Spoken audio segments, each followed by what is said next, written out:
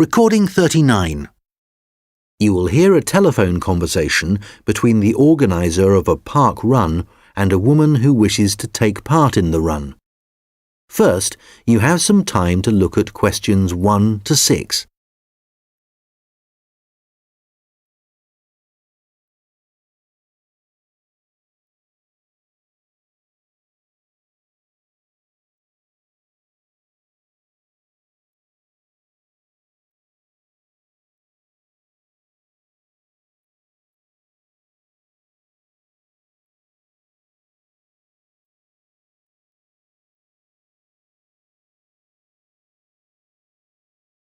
Good morning, Dave Smith speaking. Hi, could I speak to the organiser of the Preston Park Run? Yes, that's me. Great. I was talking to some friends of mine about the run, and they suggested I contact you to get some more details. Sure. What would you like to know? Well, they said it takes place every Saturday. Is that right? Yes, it does. Okay, great. Do you know where the park is? Oh, yes, I've been there before, but it's quite big and I'm not sure where to go. Well, there's a circular track that goes right around the park. The run starts at the cafe, goes past the tennis courts, then twice around the lake and finishes back where it started. Okay, and what time is the run? Well, the actual run begins at 9 a.m, but the runners start arriving at about 8:45. Okay, so I need to get up early Saturday morning then. And how long is the run? Well, it used to be 3 kilometres, but most people wanted to do a bit more than that, so we lengthened it to 5 kilometres. We now go round the lake twice, and that adds an extra 2 kilometres. Right. Not sure I've ever run that far, so I'd better start doing a bit of training. That's a good idea. But it's not a race, it's really just for fun. And the best thing would be to take it easy the first few times you do it, and then see if you can gradually improve your time. Is the run timed then? How do I know how well I've done? When you cross the finish line, you'll be given a barcode, and you take this to one of the run volunteers who will scan it. Then you can get your time online when you go home. Oh, I see. You collect all the results. Exactly. I see. That's great. So, how do I register? Well, there are several ways. I could take your details over the phone, but it's much easier if you do it using the website. Okay, good. I think that's probably all I need to know for now. Oh yes, does it cost anything to register, or do you collect money each week? Well, it doesn't cost anything to register, but we do charge for the run. In fact, we have just increased the charge to £1.50. It used to be £1, but because we were making a bit of a loss, we have had to increase it by 50p. Okay, thanks. I think I have enough information on taking part in the run. Before you hear the rest of the conversation, you will have some time to look at the questions 7 to 10.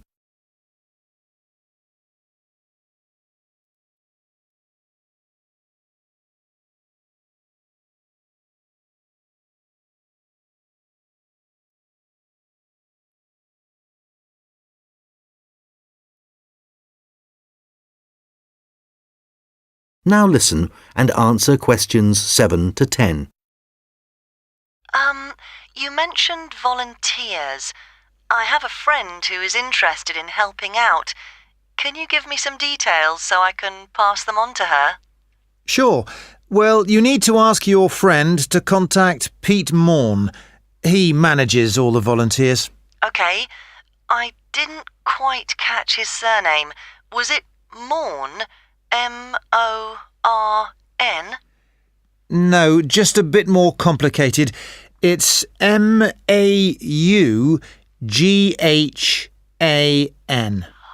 Right, thanks. And could you give me his phone number? Yes, just a moment. It's here somewhere. Let me just find it. I've two numbers for him. I think the one that begins 01273 is an old one, so use this one. It's 01444 73290. Okay, got that. Can you tell me anything about the volunteering? Like what kind of activities it involves? Sure. Well, we need volunteers for basic stuff like setting up the course. We have to do that before all the runners arrive. Okay, so that's a really early start. Yes, that's right. But if your friend would prefer to arrive a bit later, she can also help with guiding the runners so they don't go the wrong way. I see. I believe you do a report on some of the races. Yes, that's right. In fact, we do a weekly report on each race, and we always try to illustrate it. Okay. Well, my friend really likes taking photographs. She's just bought a new camera. Actually, that would be great. I don't know whether Pete has anyone to take photographs this week. Oh, I'll let her know. OK, good. Could you ask your friend to phone Pete and let him know? Yes, I will. OK, thanks. Goodbye. Goodbye. That is the end of section 1. You now have half a minute to check your answers. Recording 40. You will hear a recorded message about a bus tour. First, you have some time to look at questions 11 to 14.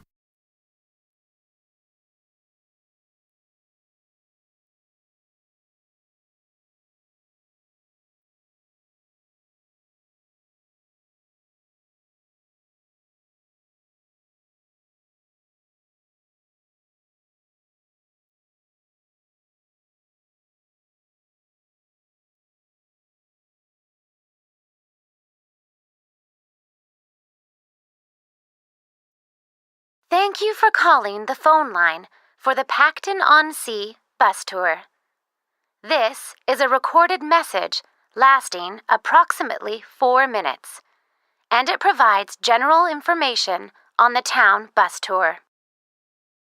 Pacton-on-Sea is a beautiful West Coast town and has attracted tourists for many years. One of the best ways of getting to know the town is to take the bus tour, which provides a wonderful viewing experience from one of our open-top buses. The tour is a round trip of the town, and there are a total of 4 stops where passengers can get on and off the bus. A lot of people start at the first stop, which is at the train station, as this is where many tourists arrive in the town. The next stop after the station is the aquarium, which is famous for its dolphin show, and which has recently expanded to include sharks. This is well worth a visit and is very reasonably priced. Leaving the aquarium, the bus tour goes along the coast road and after a few kilometers comes to the old fishing village, where you can get off to stroll along the waterfront. There are some original buildings here, but most of the area has been modernized and is now used as a harbor for all kinds of sea craft, including yachts and some amazing powerboats. The tour then heads off to the last stop, and this is where most of the shops are. So for those of you keen to do a bit of shopping, this is the place for you. Our advice is to go to this part of the town in the morning when it is relatively quiet. It does get very busy in the afternoons, especially at the height of the season. This area of the town includes an ancient water fountain where many people like to have their photograph taken, so do look out for this. Before you hear the rest of the conversation, you will have some time to look at the questions 15 to 20.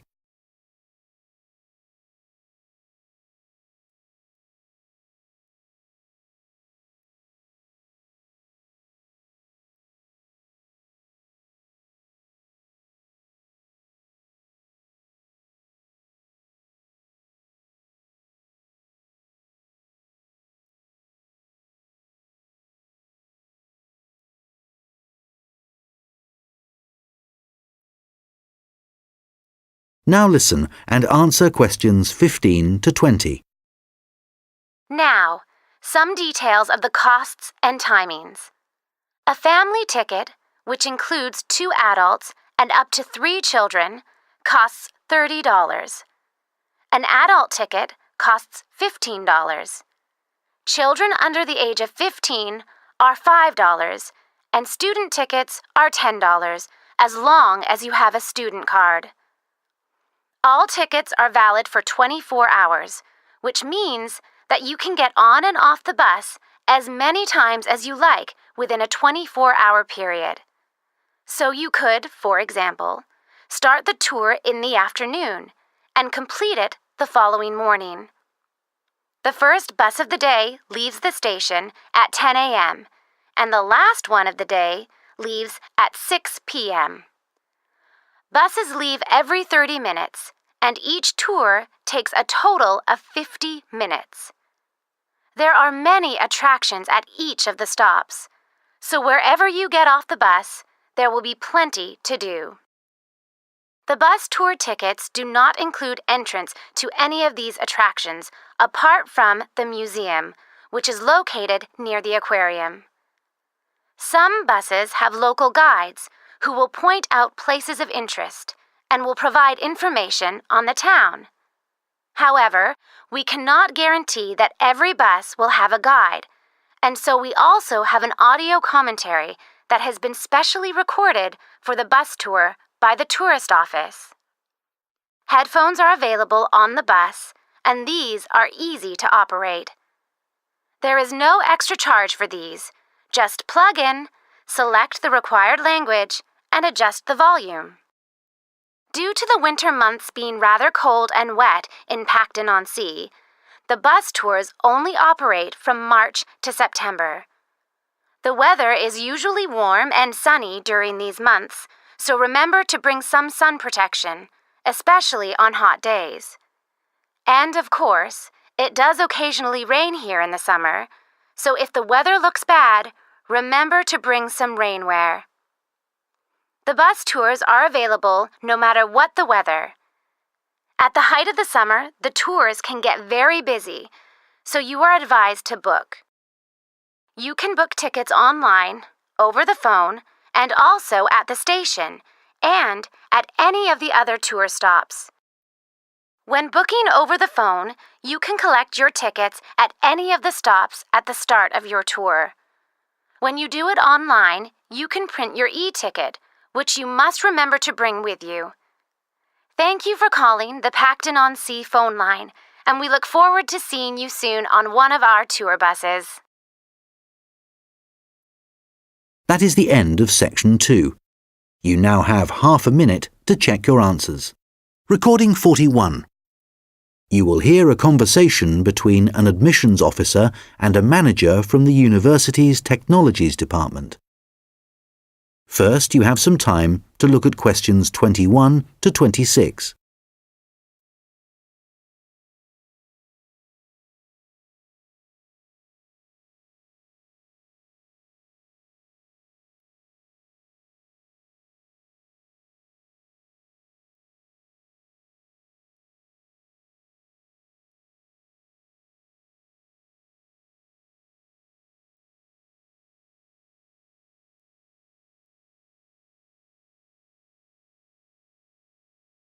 Hello, I'm Randy Agotra from the Technologies Department. Ah, yes, good.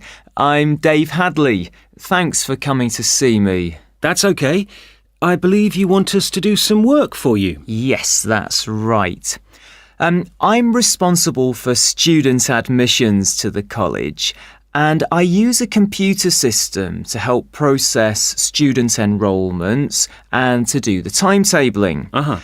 But it really doesn't suit the way we work these days. It's over 10 years old, and although it was fine when it was first introduced, it's just not good enough now. Okay, what problems are you experiencing? Well, 20 years ago, the college was quite small and we didn't have the numbers of students or tutors that we have now. So the system can't handle the increasing volumes. Well, there's a lot more data now, and it sometimes seems the system has crashed, but in fact, it just takes ages to go from one screen to the next. Right. Is that the only problem? Well, that's the main one, but there are others. In the past, doing the timetabling was quite simple, but now we have a lot more courses, and what's made it complicated is that many of them have options. Right, but the system should allow you to include those. Well, no, it doesn't. It was supposed to. And a few years ago, we did ask someone from the technologies department to fix it, but they never seemed to have the time. Are there any other issues with the system? Well, I've been given extra responsibilities, and so I have even less time to do the timetabling.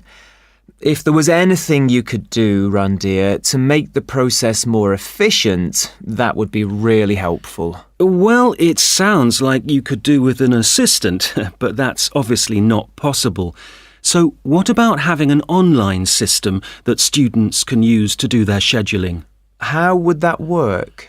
Well, it may mean less choice for students, but we could create a fixed schedule of all the courses and options, and they could then view what was available. And work it out for themselves. That sounds great. OK, so we'll need to decide whether or not to improve the existing system or to build a completely new system. Well, I'd much prefer to have a new system. Quite frankly, I've had enough of the old one. OK, that'll probably take longer, although it may save you money in the long run. When were you hoping to have this in place? Well, it's January now, and the new intake of students will be in September. We need to start processing admissions in the next few weeks, really. Well, it will take more than a few weeks, I'm afraid.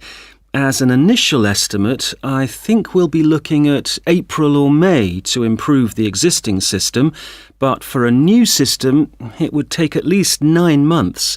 That would be October at the earliest.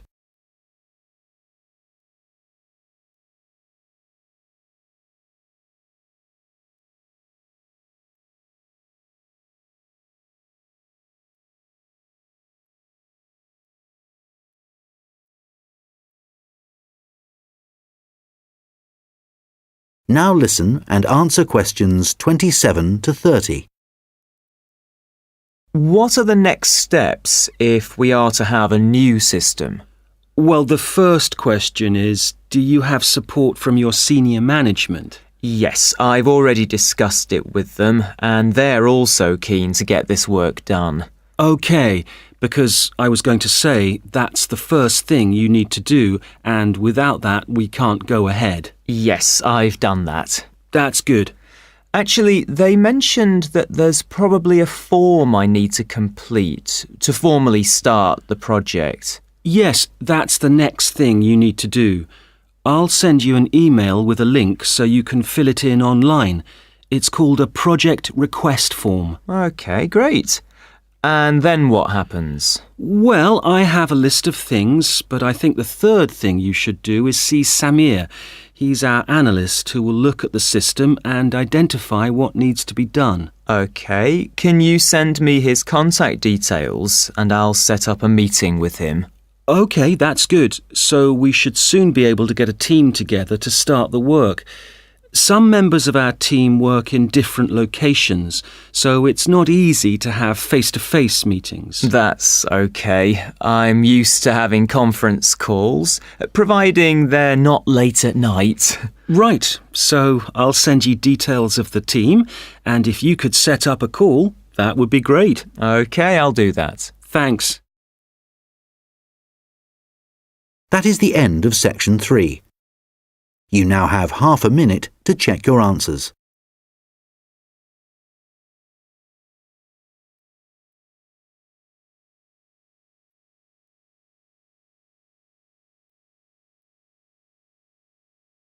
Recording 42.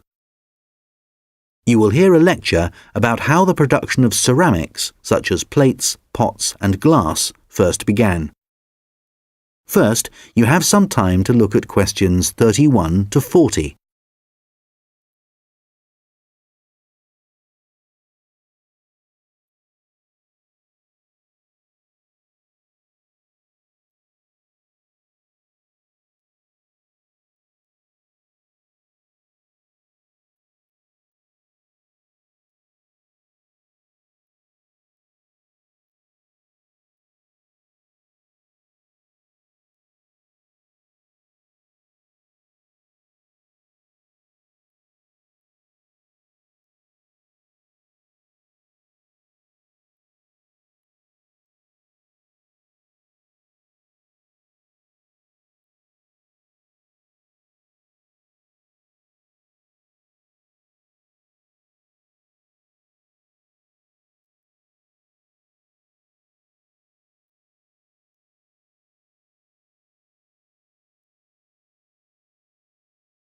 Now listen carefully and answer questions 31 to 40.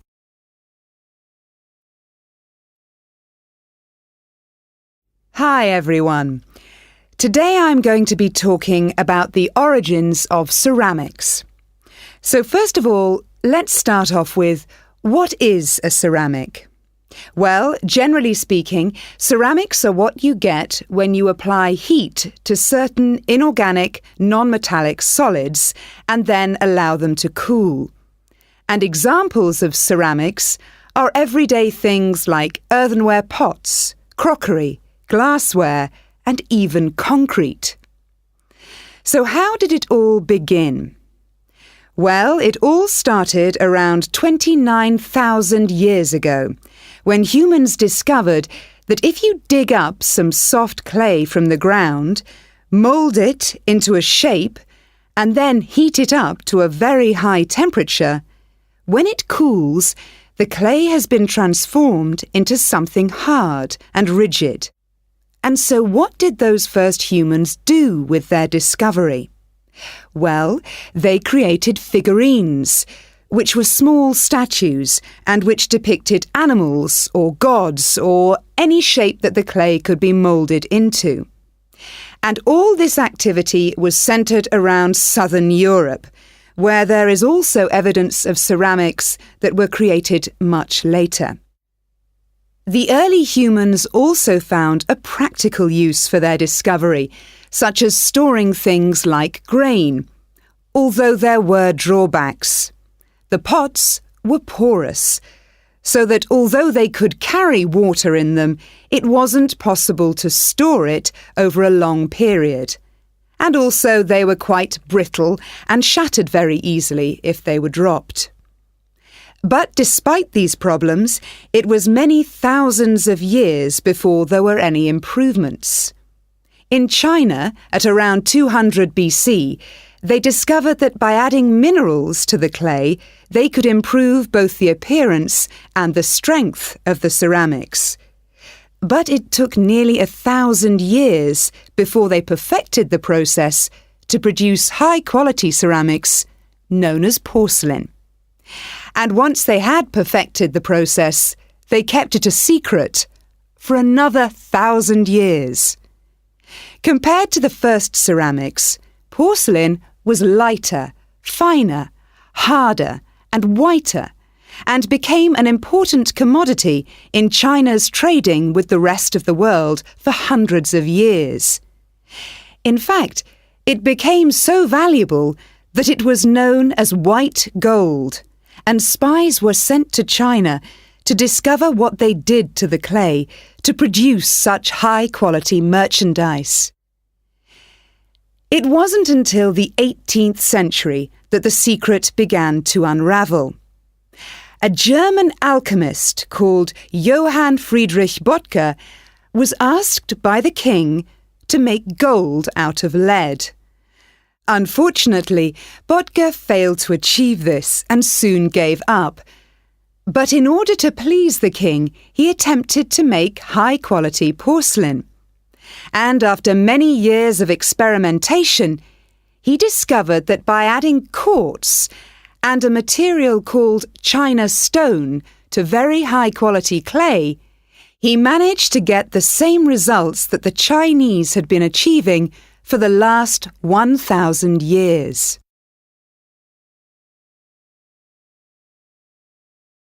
We'll now look at another ceramic which is made from mixing sand with minerals and heating to over 600 degrees Celsius. When this mixture cools, the result is, of course, glass.